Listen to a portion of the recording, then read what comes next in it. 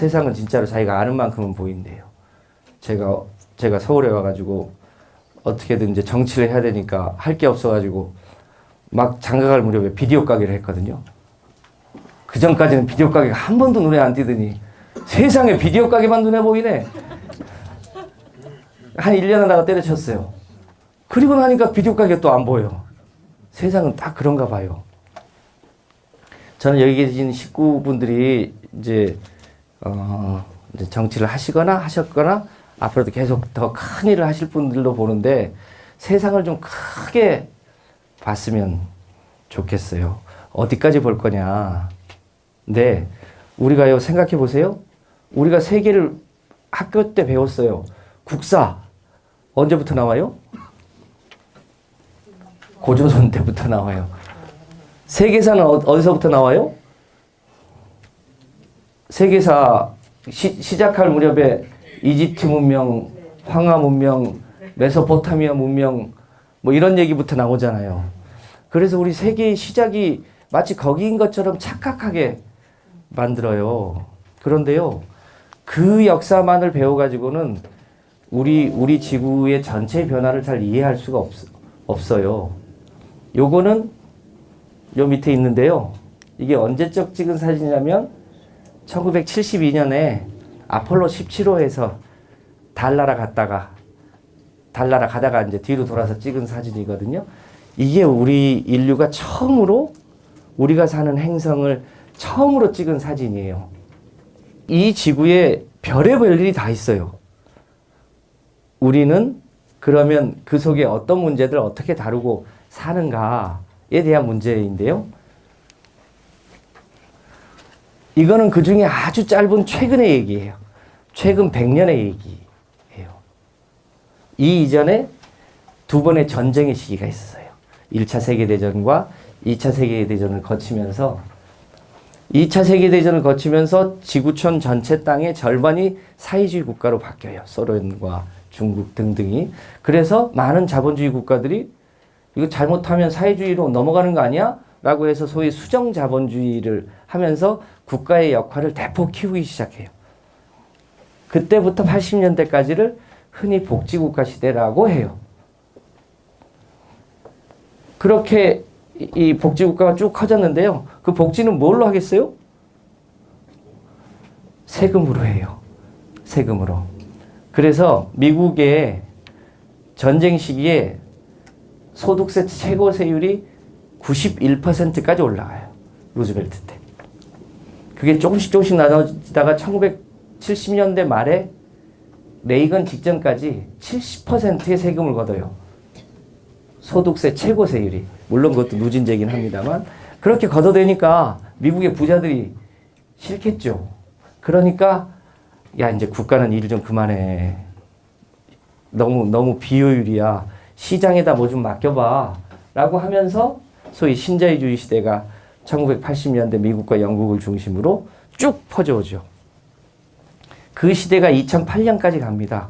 대한민국은 그 막차를 탑니다. 1997년에 외환위기를 거치면서 깡디 씨가 찾아와가지고 이제 한국도 미국이나 영국처럼 개방해봐. 소위 신자유주의식으로 살아봐. 아니면 돈 안 대줄 거야. 라고 해서 그 방식으로 우리도 가죠. 2008년에 세계 금융위기가 오면서 망합니다. 망했습니다. 그러면 그 다음 세대는 뭐라고 할 거야? 그 부분에 대해서 적어도 정치하는 사람은 그것에 대해서 답할 수 있어야 돼요. 그 정도 그릇은, 그 정도 시야는, 그 정도 철학적 베이스는 특히 우리 더불어민주당은 그러면 좋겠어요. 복지국가 시대의 키워드는 정부였어요. 정부가 사실상 일을 주도했죠. 나중에 한 번 더 나옵니다만. 신자유주의 시대에는 정부여 간섭하지 마. 시장이 모든 일을 다 할 수 있고 시장에게 맡기는 것이 가장 효율적이야. 라는 때가 있었어요. 시장에 맡겨놨더니 확실히 빈익빈 부익부가 커져요.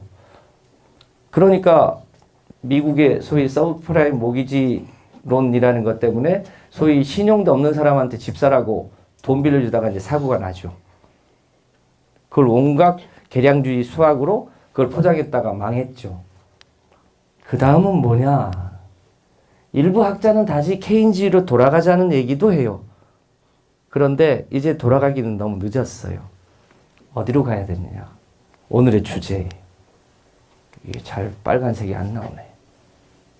이렇게 가야 하는 시대인데 크게 보면 세계적으로는 두 가지 숙제가 있고 우리 한국은 특수하게 또 두 가지 숙제가 있어서 네 가지 숙제들이 현재 지구상에서는 가장 중요한 숙제로 보여져요. 믿거나 말거나. 한 가지씩 볼까요? 이 네 가지인데요. 한 가지가 가장 큰 문제가 기후변화 문제예요. 또 하나가 세계적으로 양극화가 굉장히 심해져 있어요. 그리고 우리는 특수하게 남과 북이 분단되어 있는 문제가 있죠. 그리고 한국은 또 수도권과 지방의 격차가 굉장히 커져 있죠. 이 네 가지 문제를 어떻게 복합적이고 종합적으로 해결할 거냐. 그런데 이거를 아까처럼 정부에 맡기거나 혹은 시장에 맡길 수 없는 문제예요. 그 핵심에 공동체가 있는 거예요. 그 문제를 어떻게 풀어갈 거냐.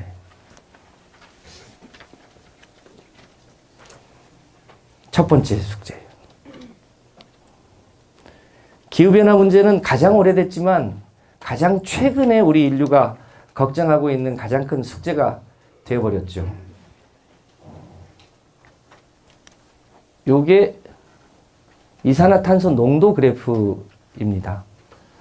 요 시점이 언제냐면 좀 흐려서 안 보이는데 이게 60만 년 전이에요.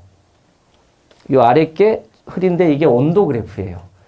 이 과학적 데이터는 어디서 왔냐면 남극에서 드릴로 구멍을 뚫어가지고 수십만 년 동안 켜켜이 쌓여있는 남극의 얼음을 분석해서 과학적으로 증명한 거예요. 잘 보시는 것처럼 이산화탄소 농도가 올라가면 밑에 온도도 올라가요. 내려가면 같이 내려가요. 좀 그런 것 같죠? 이렇게 이산화탄소 농도와 지구의 온도는 정비례해 왔어요. 그런데 요 지점에서 이게 급속하게 올라가기 시작했어요. 전체적으로 지구는 단 한 번도 최근에 단 한 번도 280 ppm을 넘어본 적이 없어요. 이산화탄소 농도 기준으로. 그런데 지금으로부터 200년 전 대략 산업혁명이 시작하는 그 시점부터 올라가기 시작해서 지금 400 ppm을 넘었어요. 온도 기준으로는 1도를 올라갔죠. 지금 이 상태예요. 매년 지구의 이산화탄소의 총량이 300억 톤씩 나와요. 여기 계신 분들도 거기에 일정하게 기여를 하고 계시죠? 자동차 타고 전기 쓰고 이것저것 신상품 사고 버리고 하는 그 전체 과정에서 에너지를 물 쓰듯 하는데 그 에너지원이 화석연료들이죠. 300억 톤씩 나오는데 우리 사람이 지구상에 미치는 영향이 98%예요. 나머지는 자연에서 나와요. 그만큼 지구에 영향을 크게 미치고 있는데 지금 속도대로 가면 2050년에 560 ppm까지 올라간다는 거예요. 이대로 가면 지구의 온도가 실제로 4, 5도까지 올라갈 가능성이 매우 높다는 거죠. 2도 올라가면 북극곰을 볼 수 없고 3도 올라가면 지구상의 생명체의 절반이 사라져요. 우리가 살 수 있을까요? 먼 얘기가 아니라 현재 얘기예요. 2050년이면 저나 우리 송갑석 위원장님은 살아있을란가 죽었을란가 모르죠. 여기 계신 분들 상당 부분은. 그런데 바로 우리 자식 세대 얘기예요. 먼 얘기가 아니라 우리 자식 세대가 한참 일할 나이에 지구에게 닥치는 미래 이 부분을 우리가 어떻게 할 거냐 하죠.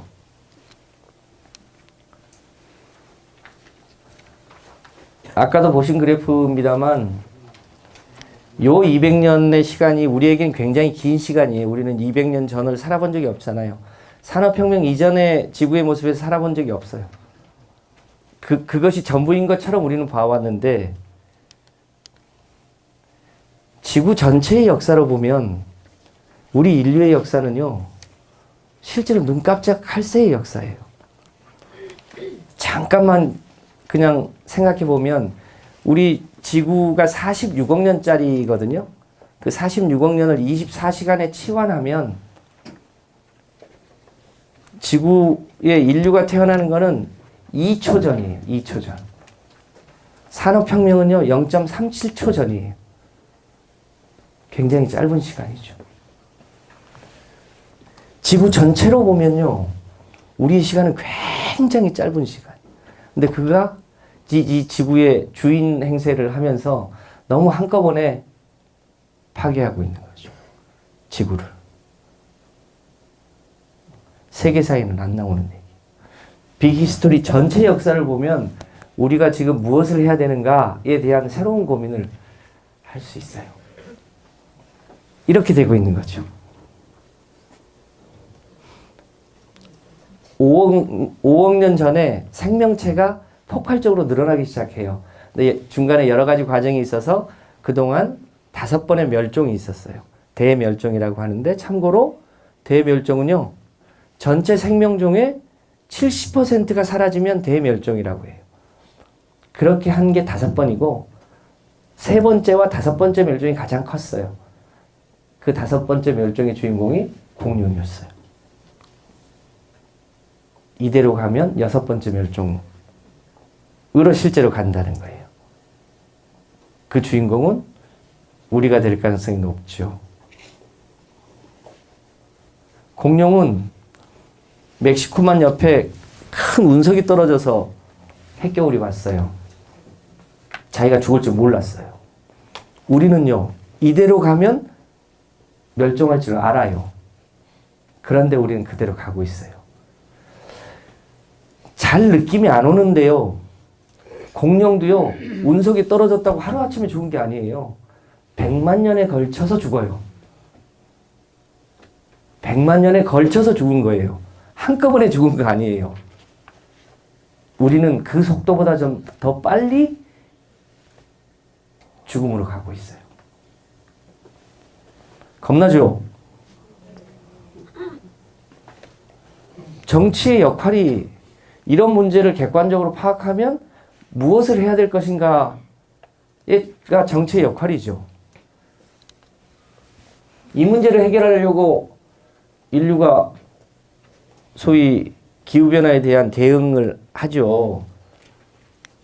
기억나실지 모르겠지만 1992년에 브라질 리우에서 처음으로 기후변화 협약을 만들어요.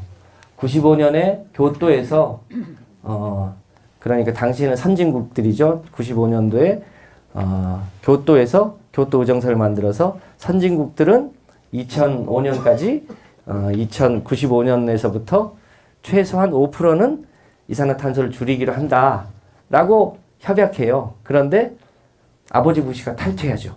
미국이. 그런 게 어딨냐. 중국도 있고 소련도 있고 그런 나라들은 안 하는데 왜 우리만 하냐. 탈퇴를 해요. 그러면서 핑계를 대죠. 하려면 다 같이 해야지.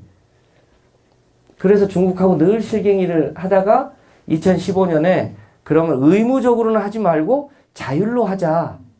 자율로. 1차 협약은 의무였어요.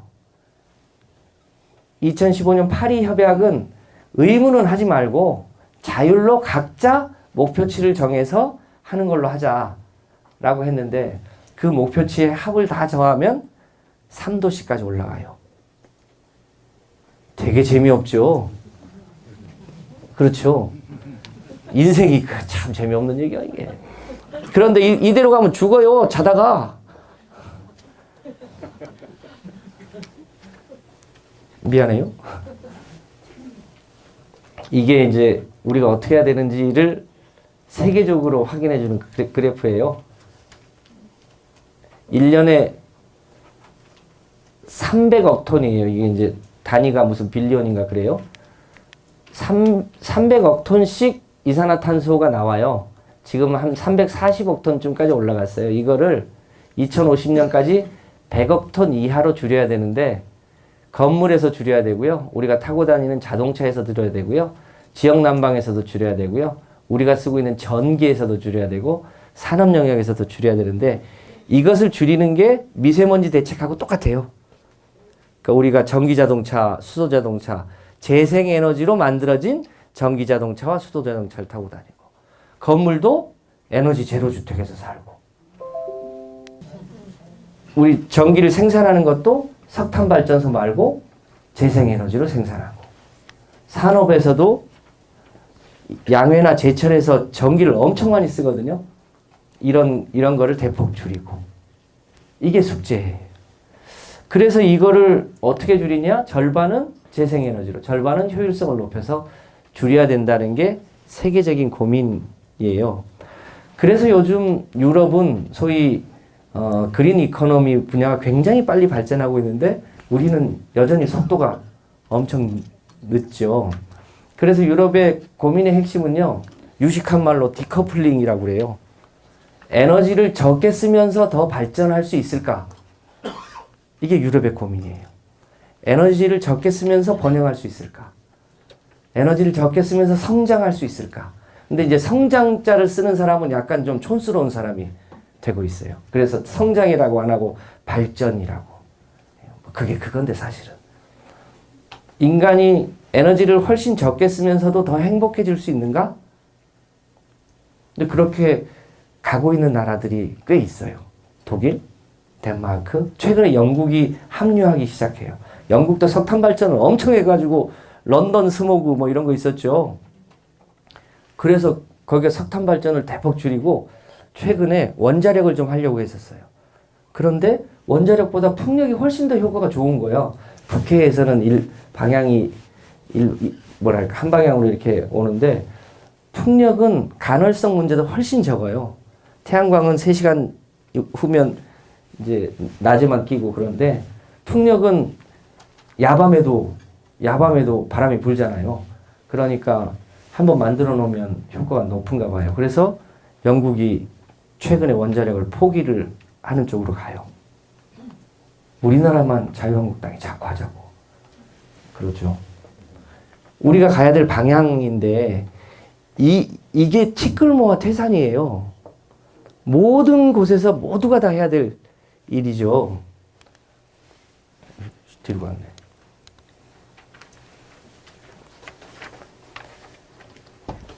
그 다음 숙제가 경제 문제죠.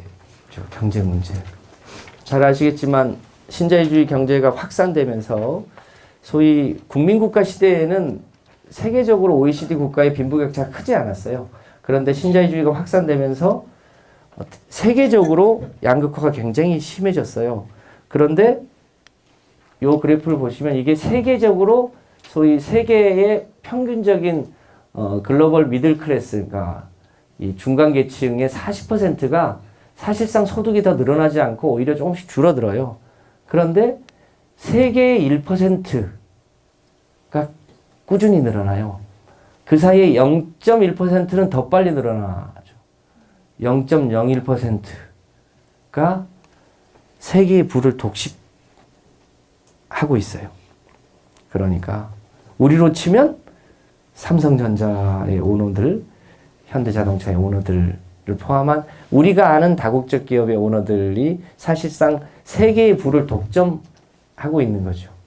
그래서 예전에 소위 제가 학생운동 할 그 무렵만 해도 무슨 노동자와 자본가의 무슨 대립이니 뭐니 이런 얘기를 한참 할 때가 있었죠. 근데 그거는 구닥다리 얘기인 거고요. 지금은 세계의 1%와 99%가 어떻게 하면 부를 평균적으로 누릴 거냐, 나눌 거냐.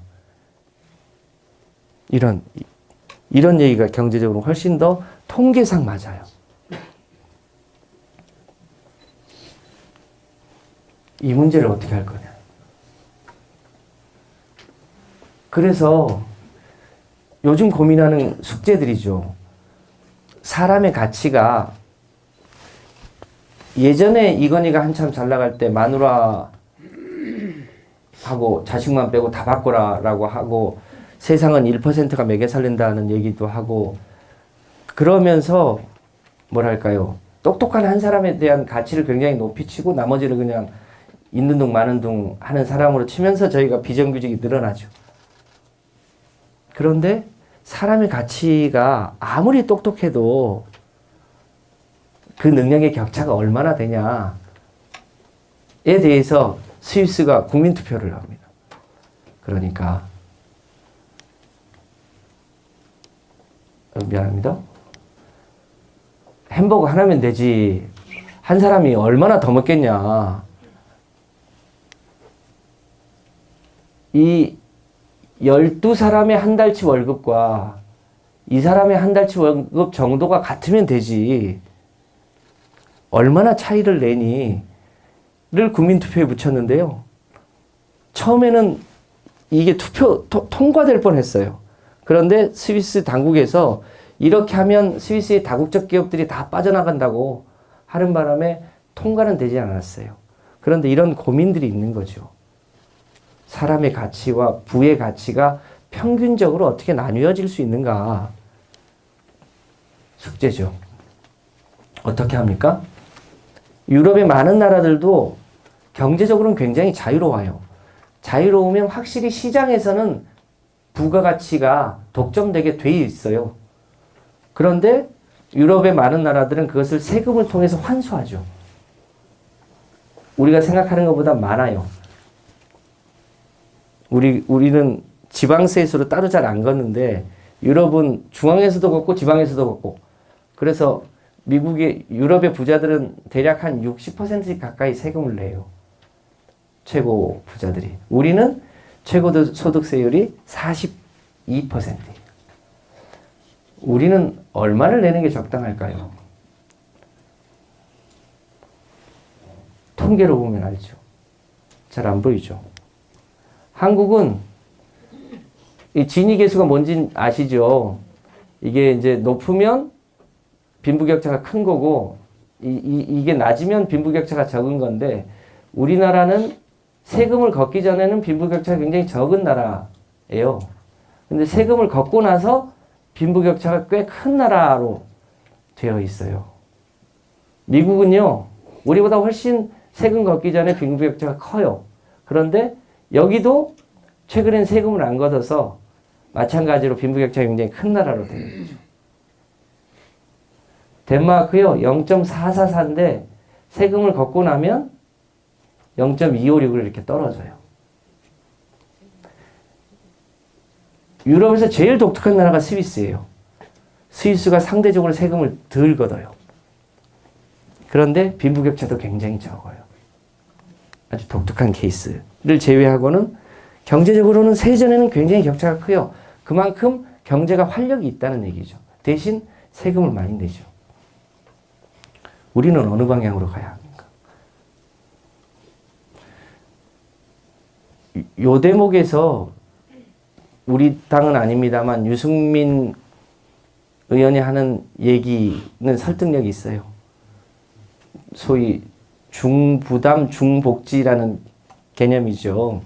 세금을 좀 더 걷고 조금 더 평등하게 살자.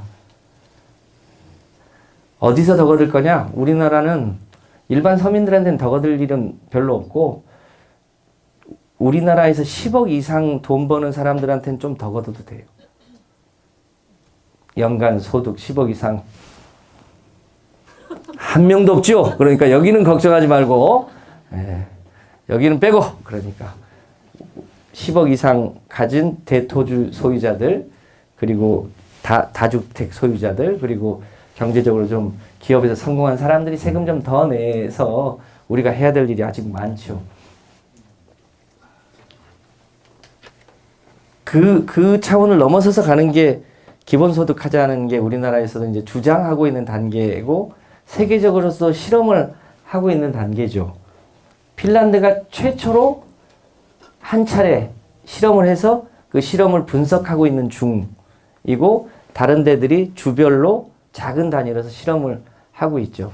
우리도 경기도에서 이재명 지사가 법을 조금만 바꿔주면 경기도 내에 재산세를 국토보유세 개념으로 좀 더 거둔 다음에 그거를 고스란히 경기도 도민들에게 나눠주겠다.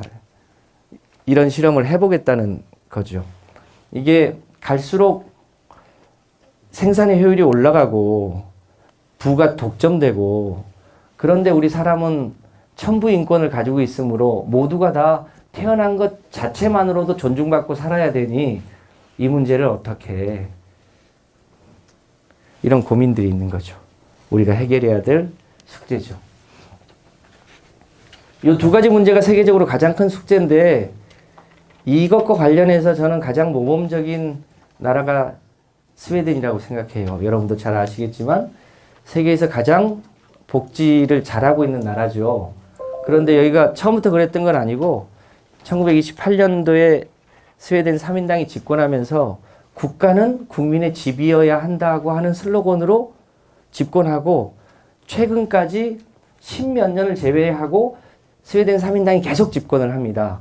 그런데 스웨덴 3인당이 국민의 집이란 슬로건 앞에 96년도에 녹색이라는 걸 붙입니다. 왜냐하면 인간만 행복하게 살아가지고는 잘 안 되겠거든. 기후변화 문제가 심각하거든. 그래서 인간과 자연이 더불어 잘 살지 않으면 인간도 행복하지 않다. 그래서 스웨덴 3인당의 최고 슬로건을 바꿉니다. 녹색 국민의 집으로. 우리 민주당의 숙제이기도 합니다. 우리가 나라다운 나라에서 최근에 대통령께서 다 함께 잘 사는 나라를 이제 슬로건으로 하고 계시잖아요. 그게 스웨덴으로 보면 국민의 집입니다. 다 함께 잘 사는 나라. 그런데 그 앞에 자연과 공존하면서 다 함께 잘 사는 나라로 가야 되는 숙제를 우리도 안고 있는 거죠. 그 다음에 여러분들 잘 아시겠지만 우리는 세계 유일의 지금 분단 국가죠. 사실은 뭐 중국과 대만이 약간 그런 관계지만 우리로 치면 유일하게 지금 남아있는 분단 국가인데, 분단된 지 70년 됐습니다. 참 먼 세월 같죠. 독특한 여론조사가 있습니다. 통일로 되는데 지금 40대, 지금 50대가 가장 지지율이 높습니다. 그 윗세대들은 여전히 빨갱이라고 생각하고, 지금의 20대는 그거 꼭 통일해야 돼? 아이고, 나 먹고 살기도 힘든데? 이런 요소들이 조금 있긴 합니다만, 우리가 섬나라에서 대륙국가로 바뀌고, 우리가 소위 경제적인 통일 단계를 넘어가면 굉장히 크게 소위 번영할 가능성이 높죠. 국토 규모가 영국만해지고, 인구가 독일만해지고, 대륙으로 바뀌게 되면 여러 가지 물류나 지금 남북이 갖고 있는 서로의 부족한 점을 채우면 굉장히 크게 발전할 가능성이 높죠.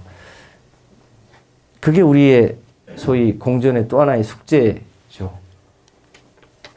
막 왔다 갔다 합니다. 뭐 될 듯 하다가 무슨 노딜이니 빅딜이니 스몰딜이니 이너프딜이니 아이고 알아듣지 못할 용어들 막 하는데, 그 강물이요, 굽이 쳐도 바다로 갑니다. 지금 그 단계를 넘어서고 있어서 뒤로 갈 가능성이 거의 없어 보입니다. 그래도 뭐 혹시 모르죠. 한 20%는 있을까? 근데 앞으로 가는 운명인 듯 합니다. 되겠죠. 또 하나의 숙제가, 이것도 우리 대한민국의 숙제이기도 한데, 세계적으로 보면 딱 일본하고 우리나라의 숙제입니다. 일본도 도쿄 중심으로 너무 커져 있습니다.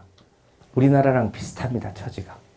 유럽의 많은 나라들은 제일 큰 도시가 런던입니다. 프랑스 파리 지하철 노선도를 보면 서울의 지하철 노선도랑 비슷합니다만 파리 시내 인구는 300만입니다. 거기 수도권 인구 전체를 합하면 한 1000만쯤 됩니다. 프랑스의 전체 인구가 6천만쯤 되는데 파리가 한 1000만쯤 됩니다. 광역 파리가 파리 시내만 치면 300만입니다. 그리고 굉장히 골고루 발전되어 있습니다. 독일이 대표적입니다. 독일의 경제 수도가 프랑크푸르트입니다. 인구가 70만입니다. 베를린이 좀 크죠.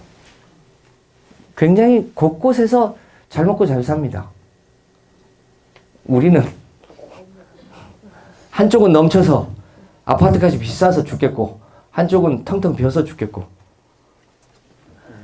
이 빨간색이 이제 곧 사라질 사람이 없어가지고 애가 안 태어나서 이제 그럴 동네들이 저 빨간색이 갈수록 늘어납니다.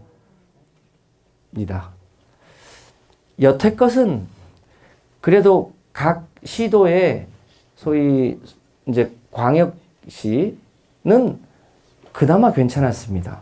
그런데 지금은 세종시나 몇몇 당진이나 몇몇 도시를 빼면 이제는 부산, 울산, 광주 이런 데도 정체하거나 줄어들기 시작합니다. 인구도 줄어들고 그나마 있는 인구를 다 수도권에서 흡입해 가서 이제는 소위 수도권과 지방의 격차를 줄이는 일, 그게 이제 공전의 주요한 과제죠. 경제적으로 서울 수도권이 전체 생산의 60% 이상을 합니다. 국가균형 발전을 노무현 대통령이 안 했더라면 훨씬 더 심각했을 텐데 그렇게 해도 요 모양입니다. 조금 더 근본적인 대책을 만들어야겠죠. 넘어갑니다. 본론. 어떻게 할 거냐. 우리가 생각을 조금 바꿔야 됩니다. 국가가 해야 될 일, 지구촌에서 해야 될 일, 그리고 우리 지방자치단체에서 해야 될 일, 이게 뭔가 좀 다른 것 같습니다만 실제로 본질은 같습니다. 다만 더 잘할 분야가 각각 다를 수 있습니다. 그런데 기본적으로요. 오늘의 주제 중에 하나입니다만 저는 우리가 애구심을 좀 가졌으면 좋겠다고 생각합니다. 우리가 보통 내가 태어난 동네를 사랑하는 마음, 애향심이 있습니다. 한일전만 하면 애국심이 막 불탑니다. 어디 유럽에 가서 공항 딱 나올 때 삼성전자 간판 보면 왠지 내가 대한민국에 태어난 게 자랑스럽습니다. 그런데 내가 살고 있는 이 지구는 밖에 나가서 보지 않는 한 잘 안 보이거든요. 이게 정말 기적 같은 행성인데 이거를 잘 안 사랑합니다. 우리가. 이 전체의 숙제들을 같이 풀어야죠. 그래서 그거를 대표적으로 해서 유엔에서 하는 얘기가 있죠. 생각은 지구적으로 하고 행동은 동네에서 해라. 이게 유엔에서 만든 용어입니다. 오늘의 주제죠.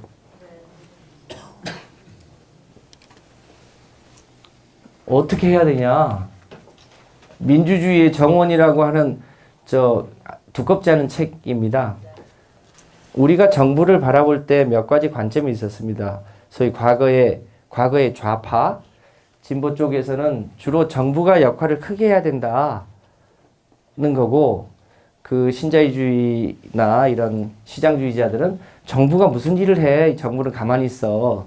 그래서 되게 큰 정부, 작은 정부에 대한 논쟁이 있었습니다. 그런데 최근에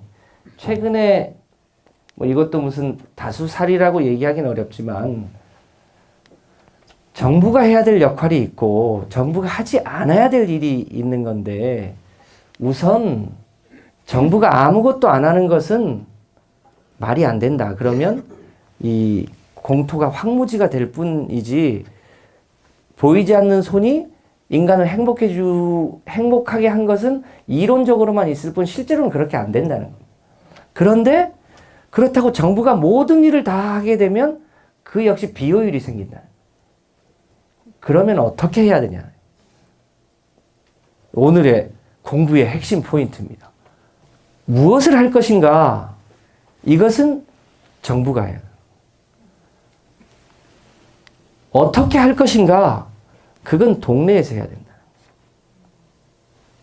그러니까 정부가 생각도 하고 실천도 다 하면 비효율이 생긴다는 거예요. 작은 정부에서는 작게 생각하고 작게 실천하라는 건데 이러면 아무것도 안 된다는 거예요. 크게 생각하는 건 주로 정부가 하되 실천하는 것은 자치 영역에서 해야 된다. 예를 들면 이렇습니다. 앞서 우리가 숙제를 봤습니다만 기후변화 문제가 심각하다. 재생에너지를 늘려야 한다. 정부가 그 큰 방향을 정할 수 있습니다. 우리가 원자력 발전을 할 건지 계속 화력 발전을 가져갈 건지 그것에 대한 큰 방향은 정부가 정해야 합니다. 시간도 걸리겠죠. 그런데 그것을 실천하는 것은 누가 해야? 지방정부가 해야 됩니다. 바람이 어디서 많이 부는지 어디에 햇볕이 많이 드는지 태양광을 설치하는 게 어디에 농로가 있는지 어디에 산의 각도가 얼마나 높은지 그걸 중앙정부가 어찌합니까? 대한민국은요. 에너지에 관한 한 이렇게 하고 있습니다. 정부가 결정하고 정부가 실천하고 동네에서는 권한이 없고 기초연금을 얼마를 줄 것인가 노인의 생활 수준을 어디까지 안정시킬 것인가 이거는 국가 영역입니다. 그런데 그 노인이 지금 치매인지 등창인지 부모가 가족이 있는지 없는지에 따라서 다 서비스의 정도가 달라집니다. 그건 누가 해야 됩니까? 지방이 해야 합니다. 그러니까 내셔널 미니멈으로 국가가 전체적으로 해야 될 것은 국가가 하되 그 소소한 실천들은 지방이 훨씬 더 잘할 수 있습니다. 그래서 지금 시대의 숙제는 전체적인 방향은 국가적 차원으로 고민하되 실천의 영역은 국가가 하지 말고 시간이 걸리더라도 그 지방의 주체들을 세워서 할 수 있도록 해라는 게 우리가 지금 가야 될 방향입니다. 그런 책이 어디에 있다고요? 민주주의의 정원 이 책 보면 나옵니다. 제가 한 얘기가 아닙니다. 그래서 우리 대통령도 이제 중앙이 다 하지 말고 실제로 지방이 좀 해보자는 건데 잘 아시겠지만 유럽도 그렇고 미국도 그렇고 소위 오랜 기간 봉건제를 해오면서 미국은 좀 다릅니다만 사실상 연방제를 할 수밖에 없는 역사적 전통을 가지고 있습니다. 거기에 이제 국민국가가 위에 얹혀서 소위 이 연방제를 하게 되는 거죠. 근데 우리는 봉건 시대를 거쳐오긴 했고 고려 때 잠시 봉건 정주가 힘이 좀 있긴 했습니다만 조선 시대를 거치면서 중앙 통제가 굉장히 강했던 그 전통 때문에 지방 분권을 하는 게 굉장히 토대가 약한 편이죠. 그런데 대통령이 좀 바꿔보시겠다고 하고 지방선거 때 개헌을 같이 붙여가지고 좀 해보려고 그랬는데 잘 안 됐죠. 여전한 숙제입니다. 그 안 되니까 우선 우리 김부겸 장관께서 헌법을 바꾸지 않는 범위 내에서 할 수 있는 모든 것을 최대한 넣어보자라고 해서 그 지방자치법에 그 법률에 의하지 않고는 뭐 조례를 정할 수 없다. 지방자치법 15조. 그거를 바꾸면 위헌 소지가 있다고 해서 그것만 빼고 어지간한 것을 다 바꿔보려고 했죠. 그래서 주민 발안제도 새로 만들고 주민감사 청구 상한 기준도 많이 낮추고 뭐 국민투표는 아니지만 주민투표와 관련된 거는 18세 이상이면 하게 하고 주민자치회도 새로 만들어 보라고 하고 지방의회 직원들의 소위 인사권을 의장한테 주고 전문 인력도 좀 더 늘리라고 하는데 표현을 그렇게 못해가지고 정책 지원 전문 인력이라는 용어로 시도 의원들한테 보좌관을 줘라. 보좌관 주라고 그러면 국민들이 싫어하니까 용어를 싹 그냥 멋지게 포장해가지고 정책 지원 전문 인력 잘 해석하셔야 됩니다. 이거 용어를 보좌관을 줘라.